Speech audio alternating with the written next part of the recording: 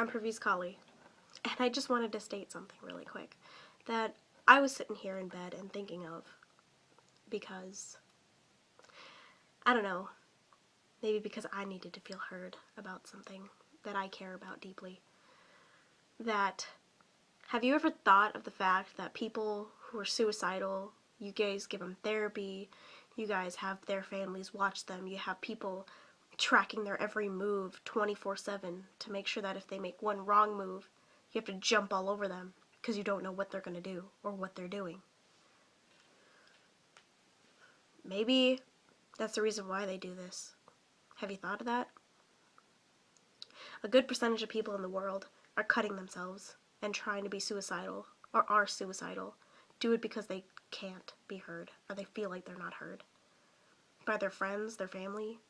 No matter how many times somebody tells them that you're heard, that I'm here for you, well, instead of telling that person that you're there for them, be there for them. When somebody comes to you and tells you your problems and they say, I just feel alone, and if they text you this giant paragraph on Facebook or if they text you it on your phone or something, instead of saying that I'm here for you, why don't you actually read that paragraph and not be lazy about it? Read it and help them fix their problem. Because right there, while reading that paragraph, they could be sitting on their pillow in bed with a gun right next to their head, hoping that they have one last chance. They had one last chance to see if somebody cared. But they didn't even care enough to read the message and just say, I'm here for you. You have to be careful with these kinds of things. You really have to think. And that's the problem with people, is they don't think. And because people don't think, other people think, the other people who do think and feel like they're not being heard. Not being heard and not feeling heard are two very different things. Just like two different people's pains are two different things as well. People don't realize that other people experience different pain. A rich kid's pain can be very different from a poor kid's pain. Think of it this way. There's a poor kid and a rich kid. The rich kid didn't get a Bugatti for Christmas, and the poor kid didn't get his dad home for Christmas. The rich kid cut his wrist because it was the first time he felt that kind of pain of not getting something he wanted. And the poor kid, that's the first time they felt that pain. So that's why they cut themselves. You can't compare the two, and that's why the two fight. Because when they try to get help from somebody who they think understands, when that poor kid goes to them and says, my dad wasn't there on Christmas, and he never came home. And then the rich kid comes around and says, I didn't get a Bugatti for Christmas from my daddy. The poor kid attacks the kid with words. Attacks the rich kid with words. Words that poor kid is going to take into consideration and finally look at the world and see, maybe I need to keep doing this. And then that rich kid will go home and cut himself and then come back to school with sleeves on his arms and death in his eyes and come back to that poor kid and be like, you need to get over it. He'll come back one day. He needs to support you. And then that poor kid will go home and cut himself and come to school with the same dead look in his eyes and sleeves on his arms. People want to feel heard. They don't want to feel like they're not heard. Somebody could be in a room at a party with 1,000 people and they could all be paying attention to them. And they could all be talking to them and saying, you're so beautiful and you're so amazing.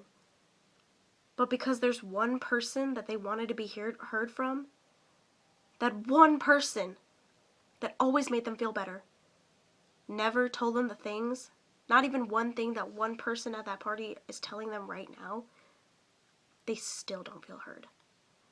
And they still feel alone. There's nothing wrong with having a twisted mind.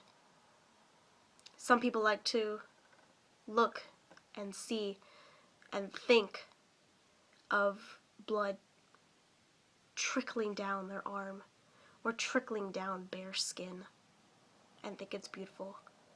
There's nothing wrong with having a twisted mind. Nothing at all. Being mad and being twisted are two things that'll make your brain very healthy. just like sarcasm, but that's another topic. What's not healthy for your brain is feeling like you're alone, and feeling like you're not heard, and not having that one person come and text you back because you needed somebody so bad, but you didn't want to seem too selfish or too needy, that you just said, hey, can we talk? And they say, sorry, can we talk later? I'm busy.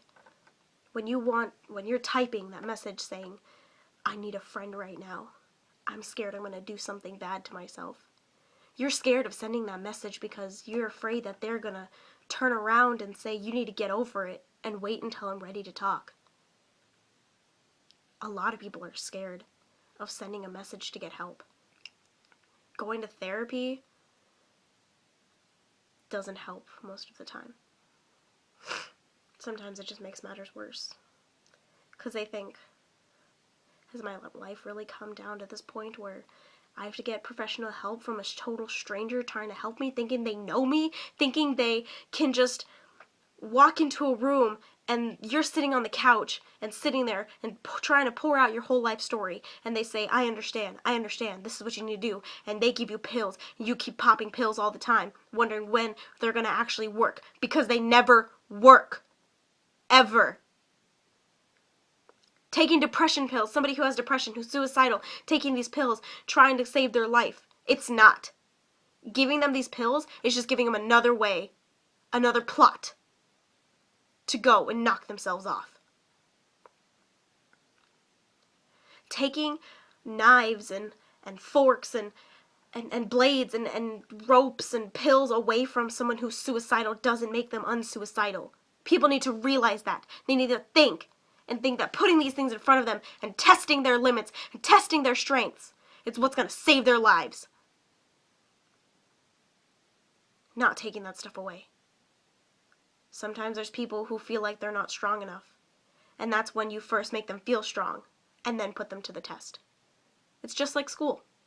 We learn and learn and learn and learn and learn, and what comes out in the end? We test. We test in the end. And sometimes we test to know that we failed. But when you don't fail, because you study so much, and you get the results and you get an A or a B or a C, or not a failing grade, at least, and you know that you're not a failure, it shows. It really does.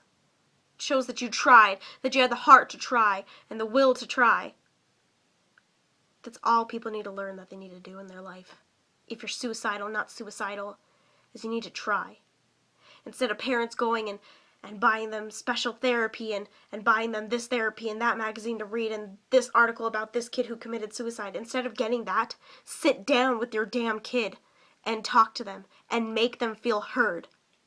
No matter if you have to sit with them for 365 days. How would you feel if you're a parent, or if you are a parent and you're watching this? How would you feel if your kid one day, you walked into the room and there's a box dropped, kicked out of the way, and your kid is hanging on the ceiling?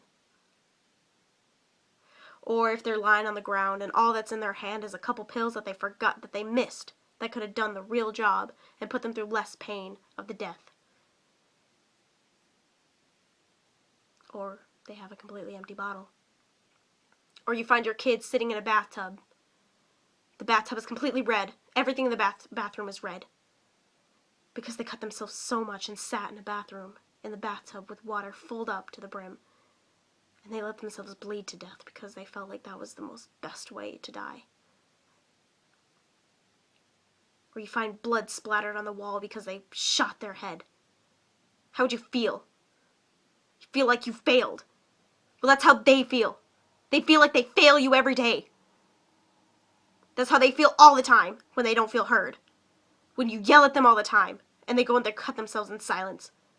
And they don't tell anybody and they just hide it all the time. And nobody asks them, hey, what are you hiding? Because they don't feel heard. And because people don't care. Parents need to learn how that they need to care.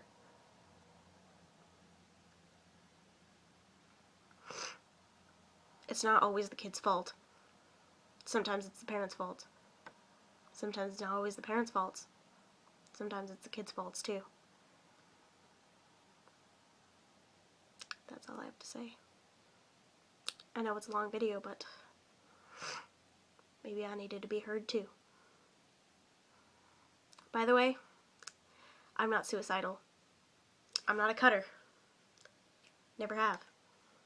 But I know people.